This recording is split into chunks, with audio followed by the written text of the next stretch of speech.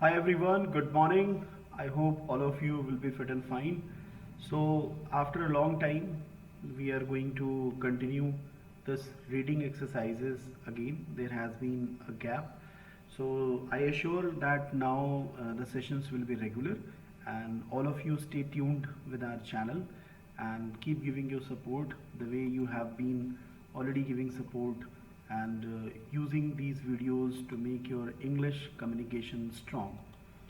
सो आज के इस सेशन में हम लेने जा रहे हैं ये पैसेज जो कि है द हिंदू का। और ये लेटेस्ट अपडेट्स आपने सोशल मीडिया में देखा भी होगा। इसी के बारे में ये पैसेज है कि एक बहुत बड़ी ट्रेजेडी हुई है हाथरस में, उसी के बारे में ये पैसेज है कि अवॉइडेबल ट्रेजेडी। इस ट्रेजेडी को अवॉइड किया जा सकता था, ऐसा नहीं कि इस पे नहीं अवॉइड किया जा सकता था। ऑन द हाथरस स्टैम्पीड, तो यहाँ पे आपको वर्ड मिलता है स्टैम्पीड, जिसका मीनिंग आपको जानना चाहिए। सो स्टैम्पीड मीन्स होता है भगदड़। इसको हिंदी में भगदड़ कहते हैं और अंग्रेजी में हम कह सकते हैं कि अनकंट्रोल्ड क्राउड, एक ऐसा क्राउड जिसमें कोई कंट्रोल ही ना हो, राइट। और स्टैम्पीड को आप स्टैम्प वर्ड से रिलेट कर सकते हैं कि जैसे क्रिकेट खेलने में कई बार लोगों की लड़ाई हो जाती है तो स्टैम्प ही स्टैम्प चलने लग जाते हैं, तो भगदड़ मच जाती है।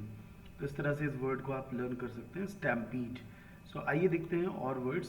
सो अवॉइडेबल ट्रेजेडी, इस ट्रेजेडी को टाला जा सकता था, इसको सेव किया जा सकता था, इस ट्रेजेडी को होने से बचाया जा सकता था। ऑन द हाथरस स्टैम्पीड, जो हाथरस में भगदड़ हुई है, इसको बचाया जा सकता था। Mass gatherings should be tightly regulated to prevent Hathras type stampedes. और जो मास गैदरिंग है, जो भारी संख्या में लोगों की भीड़ इकट्ठा होती है, उसको टाइटली रेगुलेट किया जाना चाहिए, उसको नियंत्रित किया जाना चाहिए, उस पर कंट्रोल किया जाना चाहिए, उसको वॉच किया जाना चाहिए, जैसे कि ये हाथरस जैसी भगदड़ कभी और भविष्य में ना हो। इसके बारे में ये पैसेज है। So let's continue. The stampede at a religious congregation, तो ये वर्ड आपके लिए इंपॉर्टेंट है, दैट इज कॉन्ग्रीगेशन। तो बेसिकली कॉन्ग्रीगेशन का मतलब होता है सत्संग, जिसे आप रिलीजियस मीटिंग के नाम से भी कह सकते हैं। दिस इज कॉल्ड कॉन्ग्रीगेशन, सत्संग इसे हिंदी में कहते हैं। सो ये सत्संग के दौरान ही हुआ है, this is congregation. So this is a noun and stampede word भी नाउन है। So this can be religious meeting or we can say satsang in English. So this is about congregation. I think आपकी family में भी लोग congregation attend करते होंगे and attending congregation is not bad. This gives you console, this gives you satisfaction. अच्छी बात है, but this was something which was not expected, जो कि हुआ है। So that is धर्म संघ या एकत्रीकरण भी हम इसे कह सकते हैं। एक ऐसी सभा जिसमें धर्म की बात हो, इसे हम कहते हैं धार्मिक सभा। In western UP Uttar Pradesh, claiming over 120 lives, 120 जिंदगियां इसमें चली गई हैं इस भगदड़ में। Is the only the latest in a series of such tragedies. लेकिन ये जो न्यूज़पेपर के विश्लेषक हैं, इनका कहना है कि ऐसी ट्रेजेडीज़ में ये केवल एक लेटेस्ट अपडेट है। ऐसी कई ट्रेजेडीज़ पहले भी हो चुकी हैं, is the only latest in a series of such tragedies. तो यहाँ पे लेटेस्ट वर्ड आया है, तो मैं आपको एक होमवर्क देना चाहूँगा कि लेटेस्ट और लास्ट में क्या डिफरेंस है। ये काफ़ी डिस्कशन में रहता है, difference between latest and last. और जैसे एक वर्ड है लेटर एंड लेटर, इनमें क्या डिफरेंस है। सो आपको इस वीडियो के कमेंट सेक्शन में बताना है इसका आंसर। इन द कंट्री, देश में ऐसी कई घटनाएं पहले भी हो चुकी हैं, उनमें से ये लेटेस्ट है। There have been at least half a dozen, ये सेंटेंस पैसिव वॉइस में है। कम से कम आधी दर्जन घटनाएं ऐसी हो चुकी हैं, such incidents in the last 20 odd years, पिछले 20 सालों में। इन दिस इंस्टेंस, इस उदाहरण में, इंस्टेंस का मतलब इस पर्टिकुलर एग्जाम्पल के लिए कह सकते हैं इंस्टेंस, दिस इज एग्जाम्पल, और वी कैन से उदाहरण। इंस्टेंस। एंड जो वर्ड इंस्टेंट होता है उसका मतलब होता है त्वरित, मीन्स एट वंस। जो चीज़ त्वरित होती है, इंस्टेंट रिलीफ आपने सुना होगा, इंस्टेंट रिलीफ के लिए ये मेडिसिन लें, ऐसा आपने सुना होगा। At least a lakh of people flocked. Flocked का मतलब होता है इकट्ठा होना, और इससे रिलेटेड एक इडियम भी है जो मैं आपको दूंगा, आपको उसे सर्च करके बताना है। फ्लॉक यहाँ पे एज अ वर्ब आ रहा है, this means to gather somewhere, इकट्ठा होना। और एक इडियम है birds of a feather flock together, तो आपको बताना है कि इसका क्या मीनिंग है। Birds of a feather flock together, birds of a feather flock together। तो इस इडियम का मीनिंग आप वीडियो के कमेंट सेक्शन में ज़रूर बताइएगा कि इसका मीनिंग क्या होता है। Although this news is very emotional, but हम इससे अपडेट भी ले रहे हैं, साथ ही साथ एक लेसन जो होना था वो तो हो गया, लेकिन एक आगे के लिए एक लेसन लेना ज़रूरी है। तो लाखों की संख्या में फुलरई विलेज में उस एड्रेस, मतलब जो प्रीचर का मतलब होता है उपदेशक, जो सूरजपाल नाम के उपदेशक हैं, उनके द्वारा जो एक सत्संग किया जा रहा था, जो एक एड्रेस दिया जा रहा था। एक्चुअली इस एड्रेस का मतलब पता करना भी होता है। एड्रेस एज ए नाउन जब आएगा इसका मतलब होता है पता, means address of residence, right.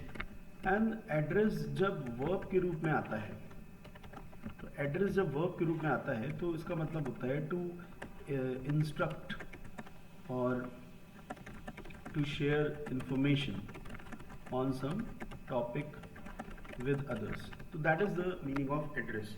तो यहाँ पे एड्रेस एज ए वर्ब आ रहा है, और इसका मतलब ये कहा जा रहा है कि लोगों को वो एड्रेस करने के लिए। अच्छा, एड्रेस ये एज अ नाउन जब आएगा तो पता होगा, और एज अ नाउन ही जब आएगा तो इसका मतलब है कि लिसन टू एन एड्रेस। तो एन एड्रेस का मतलब है कि जो उनकी स्पीच थी। और प्रीचर का मतलब है उपदेशक, जो उपदेश देते हैं। सो प्रीच वर्ड से बना है प्रीचर, प्रीच वर्ड वर्ब होता है, means to share good thoughts with others. In Hindi we call it उपदेश देना। एंड प्रीचर मतलब जो उपदेश देता है, इसे हम कहते हैं हिंदी में उपदेशक। Okay. By preacher Surajpal, also known as Narayan Sarkar, Hari और Bhole Baba. There are reports that there were over 2.5 lakh participants at the venue. लगभग 2.5 लाख पार्टिसिपेंट्स थे उस वेन्यू में, ऐसी रिपोर्ट है। Which could accommodate no more than 80,000। और अकोमोडेट यहाँ पे एज ए वर्ब आ रहा है, जो वहाँ पे अरेंजमेंट किया गया था वो 80,000 लोगों से ज़्यादा अकोमोडेट कर ही नहीं सकता था। So accommodate as a verb आ रहा है, means to allow people to sit. ठीक है, लोगों को अलाउ करना एज ए वर्ब आ रहा है अकोमोडेट। और अकोमोडेशन जो वर्ड है, अकोमोडेशन जब ये एज अ नाउन आएगा तो इसका मतलब है रहने का स्थान। ठीक है, place of living, this is called accommodation. The preacher is said to have followers in state such as Madhya Pradesh. ये सेंटेंस बड़ा इंपॉर्टेंट है। इज सेड टू हैव, ये एक तरह से एक मॉडल सेंटेंस है, जिसका मतलब है कि ऐसा कहा जाता है, और हैव माने होना, पास में होना। The preacher is said to have followers in states such as Madhya Pradesh, Rajasthan and Haryana too. जो उपदेशक हैं उनके फॉलोअर्स मध्य प्रदेश, राजस्थान और हरियाणा में भी है। मोस्ट ऑफ द डिसीज्ड यहाँ पे मृतक के रूप में आ रहा है, जिनकी मृत्यु हो चुकी है इस घटना में। So this is the word deceased. If you are unaware you can note it down, this is deceased, right. This is coming as adjective, means dead.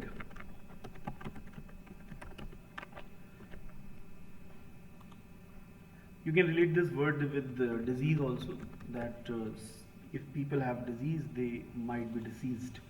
Mainly women and children were from the economically vulnerable. Economically मतलब जो उनका socio economic background था, मतलब जो पैसे से बहुत मजबूत नहीं थे। वल्नरेबल का मतलब होता है जो कमज़ोर हो, वल्नरेबल, राइट, जिसे आसानी से तोड़ा जा सके। So this is called vulnerable, vulnerable. So vulnerable word as an adjective आ रहा है। और वल्नरेबल का मतलब होता है पेनिट्रेबल, या जिसे हम आसानी से ब्रेक कर सके, ईजिली ब्रेकेबल भी कह सकते हैं। This is vulnerable. और इसी का नाउन है वल्नरेबिलिटी। सो वो लोग इकोनॉमिकली काफ़ी कमज़ोर थे, बहुत पैसे वाले लोग वहाँ पे नहीं थे। Sections of society and were in search of spiritual solace. Spiritual solace का मतलब है धार्मिक सांत्वना। सोलेस का मतलब होता है कि एक सेटिस्फैक्शन आना, एक कॉम्प्लासेंस आना। So this is solace, and solacement word भी होता है। सोलेस एज अ वर्ब भी यूज होता है, सोलेसमेंट इसका नाउन है। So solace is coming as a verb also and it as a noun also. As a verb इसका मीनिंग होगा सांत्वना देना, और एज अ नाउन इसका मतलब होगा solace. Means we can say as a to sympathize, to sympathize,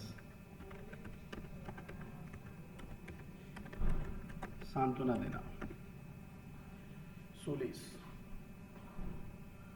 This word is pretty simple. While only a fair investigation can find out the cause for the stampede, जबकि proper जो investigation जब होगा तभी इसके कारणों का proper पता चलेगा। द रीजंस बीइंग साइटेड, यहाँ पे साइट का मतलब होता है उठाया जाना, जिनको हाईलाइट किया जा रहा है। तो ये जो वर्ड है SITE, ये एज अ वर्ब आ रहा है, मीन्स टू स्पेशलाइज, जिनको उभारना, उभारना, राइट। और ये जो SITE साइट जो वर्ड होता है, मीन्स एट वर्क प्लेस, जहाँ पे आपका काम चल रहा हो, ठीक है। कंस्ट्रक्शन साइट जैसे आपने अक्सर सुना होगा, जहाँ पे कंस्ट्रक्शन वर्क चल रहा था उसे कंस्ट्रक्शन साइट कहते हैं। So this word is pretty simple to remember. Including overcrowding, जो अभी जो तथ्य उभारा जा रहा है, जिसको ज़्यादा हाईलाइट किया जा रहा है, वो ये कहा जा रहा है कि ओवर क्राउडिंग की वजह से ऐसा हुआ। And the bid by some to collect soil from around the feet of the preacher. और कुछ लोगों का दावा है, कुछ लोगों का कहना है कि कुछ लोग जो उपदेशक थे उनके चरणों की धूल लेने के लिए आगे बढ़े थे। They wanted to collect soil from around the feet of the preacher. Not surprisingly the responses particularly from the field level public health system, और इसमें कोई आश्चर्य की बात नहीं है। The responses particularly from the field level public health system have exposed how ill prepared of the Uttar Pradesh administration is.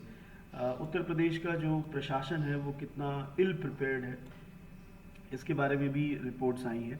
Visuals of the bodies lying outside the place of the postmortem end of the किन desperate for help.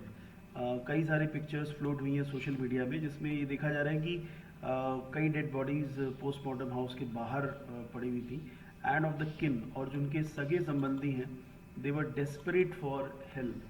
Desperate का मतलब होता है किसी चीज़ के लिए बहुत ही ज़्यादा विलिंग होना, desperate. So this is the word, like you are desperate to make your communication skills strong. So this is the word desperate. So desperate is काफ़ी क्रोधित होना, हताशा, जब आप किसी चीज़ को नहीं पा पाते हैं तो उसके लिए आप और डेस्परेट हो जाते हैं।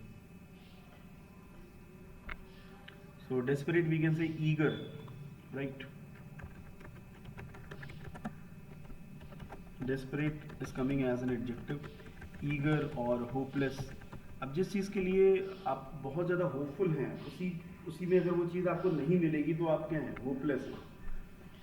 आप उसके लिए व्याकुल हैं, हिंदी में से कहते हैं व्याकुल, कैसे भी वो चीज़ मिल जाए। तो इसी के लिए कहा जा रहा है कि वो लोग हेल्प के लिए बहुत ज़्यादा व्याकुल थे। As well as an inadequate, जो नंबर ऑफ एम्बुलेंसेस थी वो पर्याप्त नहीं थी, ठीक है। सो सो inadequate का मतलब है insufficient. Inadequate, that is coming as an adjective, that is insufficient, अपर्याप्त.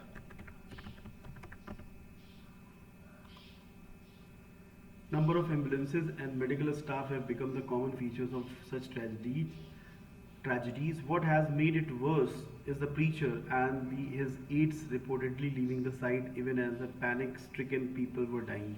Panic-stricken माने जिनको बहुत ज़्यादा पैनिक हो रहे थे, they were dying and still वो लोग वहाँ से निकल गए. तो वास्तव में ये एक बहुत ही दुखद घटना है और इसको पैसेज को पढ़ करके बहुत सारा फील आप सभी को हुआ होगा और उन सभी दिवंगत आत्माओं को ईश्वर शांति दे, हम यही चाहेंगे. ठीक है स्टूडेंट्स, हम मिलेंगे कल और आप इसी तरह से स्टे ट्यून्ड रहिए and keep sharing your experiences. Thank you.